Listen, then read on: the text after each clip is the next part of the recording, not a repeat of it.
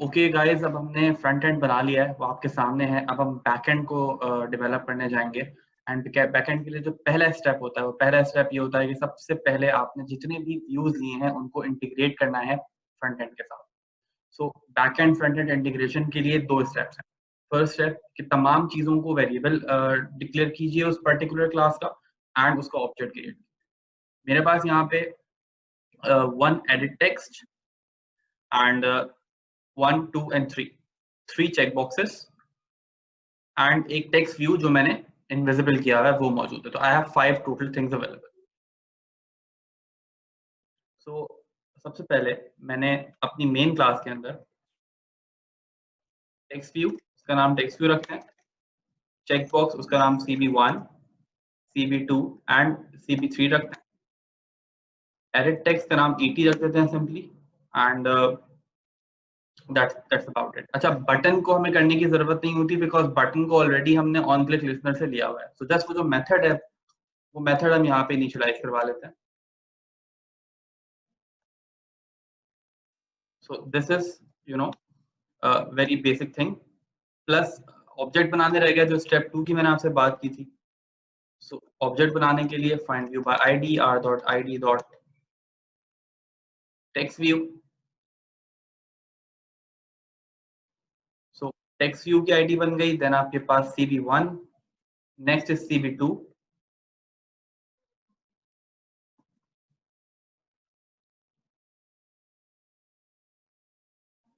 Third is CB3,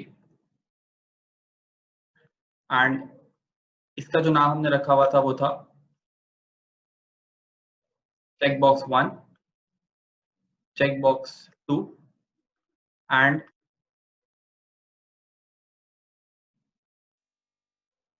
check box 3। edit text is left, the ID is created। now हमें बस ये check करना है कि जब हम बटन प्रेस करें तो जो लिस्नर है वो अटैच हो रहा है कि नहीं। उसके लिए हम टोस्ट ले लेते हैं यहाँ पे, एंड साथ ही साथ हम ये देखते हैं कि जो एडिट टेक्स्ट के अंदर वैल्यू है वो रिट्रीव होती है कि नहीं होती है। उसको हम सेव कर लेते हैं एज स्ट्रिंग के अंदर, और के बाहर में स्ट्रिंग एज डिफाइन कर लेता हूँ, और टोस्ट के अंदर मैं उस एज की वैल्यू को प्रिंट करवा लेता हूँ।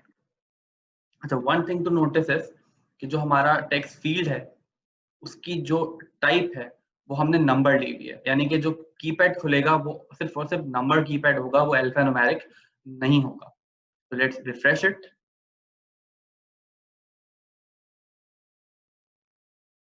And I think it's done already.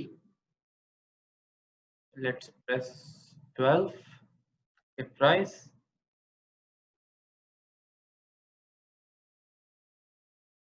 and no changes are not applied because मैंने इसको दोबारा रीस्टार्ट करना होगा। Now the wrap is reinstalled। मैंने यहाँ 12 लिखा, ticket price C12 is here। मैं यहाँ पे नम कीपैड खुल रहा है तो कुछ और टाइप कर नहीं सकता हूँ, मैंने 20 टाइप किया, ticket price, so that 20 is displayed. अब मेरे पास जो ऐप है उसको मैं उसकी फंक्शनैलिटी आपको दोबारा बताता हूँ। उसकी फंक्शनैलिटी ये है फर्स्ट कि 12 ईयर्स और उससे लेस जो विजिटर्स हैं, जो बच्चे हैं, उनके लिए राइड ए अलाउ नहीं है, और राइड फी जो है वो उसके लिए फ्री है। 13 यानी कि 12 से बड़ी कुछ भी है जो 13, 14 एंड अबव, उसके लिए तमाम राइड्स की कॉस्ट है, और हर राइड की कॉस्ट 300 रुपए है। तो इसका मतलब ये है कि मेरे पास क्लासिफायर है। पहला क्लासिफायर 12 एंड बिलो, एंड दूसरा 12 एंड अबव। तो मैं यहाँ पर करता ये हूँ कि मैं एज ले लेता हूँ। If age is less than equals to 12, else.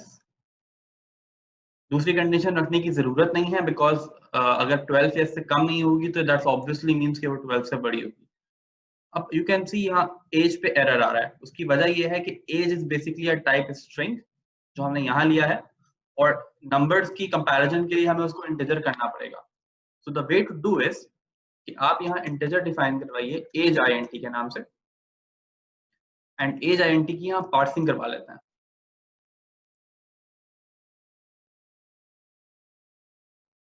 ऐसे।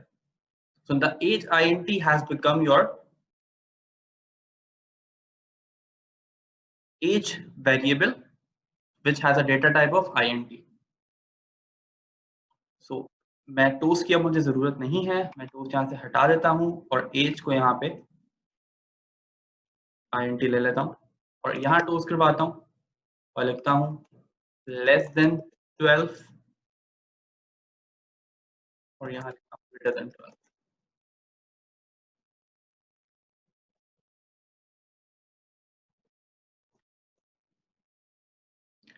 Refresh it.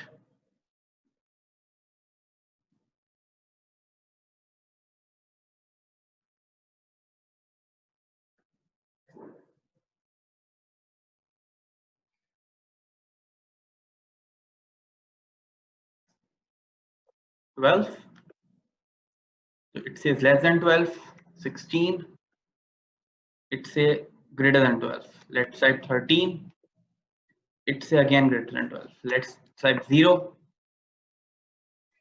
it says less than 12. So it's working. तो आपका जो आइडेंटिफायर है जिसे हम क्लासिफायर भी कह सकते हैं, this has built. तो अब हमने अपना मेन कोड इंप्लीमेंट करना है कि 12 साल से कम बच्चों के लिए राइट के कॉस्ट क्या हो. तो अब हम देखते हैं if cb1 डॉट इस चेक, यानी कि अगर cb1 पे क्लिक किया गया है, यानी कि चेक बॉक्स 1 पे क्लिक किया गया है तो क्या हो, अगर cb2 पे क्लिक किया गया है तो क्या हो, और अगर थर्ड चेक बॉक्स पे क्लिक किया गया है तो क्या हो. इस पूरे कोड को मैंने यहाँ से कॉपी किया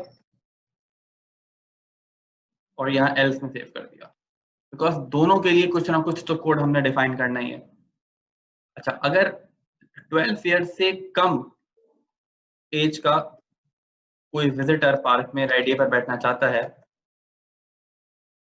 यहाँ लिख देता हूँ less than 12 years of age and यहाँ लिखते हैं greater than 12 years of age. 12 years से कम के विजिटर को ride A is not allowed, तो मैं यहाँ लिख देता हूँ ride A is not allowed. और अगर 12 ईयर से बड़ा कोई बैठना चाहता है तो उससे हम अमाउंट टिकट प्राइस ले लेते हैं 300 रुपीज, उसका टिकट में हमने ऐड कर दिया. टिकट प्राइस का एरर दे रहा है, वजह उसकी यह है कि टिकट प्राइस का जो हमने वेरिएबल है वो डिफाइन नहीं किया हुआ है. तो हमने ऊपर टिकट प्राइस को डिफाइन किया इस मेथड के बाहर और टिकट प्राइस की वैल्यू हमने यहाँ कर दी 0, यानी कि उसको हमने इनिशियलाइज करा दिया. So now you see error is gone.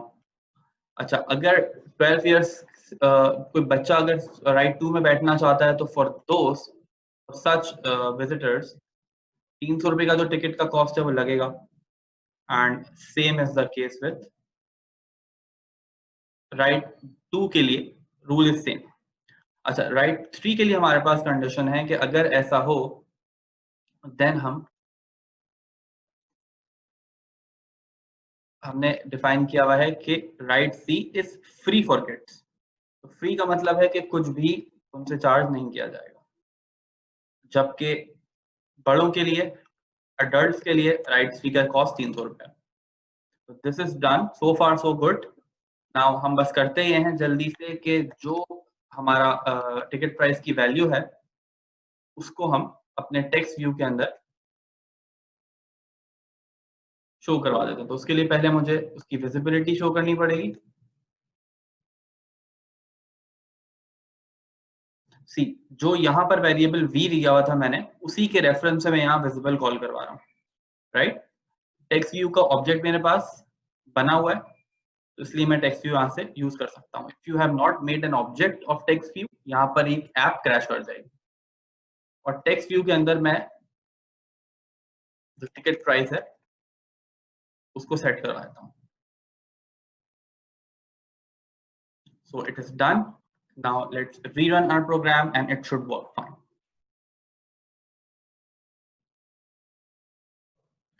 Okay, so the app is installed. सबसे पहले ये चेक करते हैं कि अगर मैं किसी 11 years of age के गेस्ट को ride A अगर लेनी है for example, so as you can see it is not allowed, so it should display the message not allowed for kids.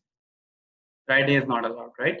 And अगर उसे ride B लेनी है, so ride A तो allow नहीं है और ride B का cost 300 rupees है, so it becomes 300 rupees. Now if he wants to take ride C, so ride C is also free for kids, so the total will become 300 again. Now ride A से check हटा देते हैं, so error message display नहीं हो रहा, but you can see कि वो amount को sum नहीं कर रहा है, 300 remain 300. Now if somebody of 18 years of age wants to take ride B and C, so it becomes 600 because उसके लिए हर राइड का कॉस्ट है, कोई कुछ फ्री नहीं है. राइड ए भी उसने लेनी है तो it will become 900. Now right सी से चेक हटाते हैं तो 600 अगेन. अब ये 300 रुपए कम हो रहे हैं for each ride. And here you go.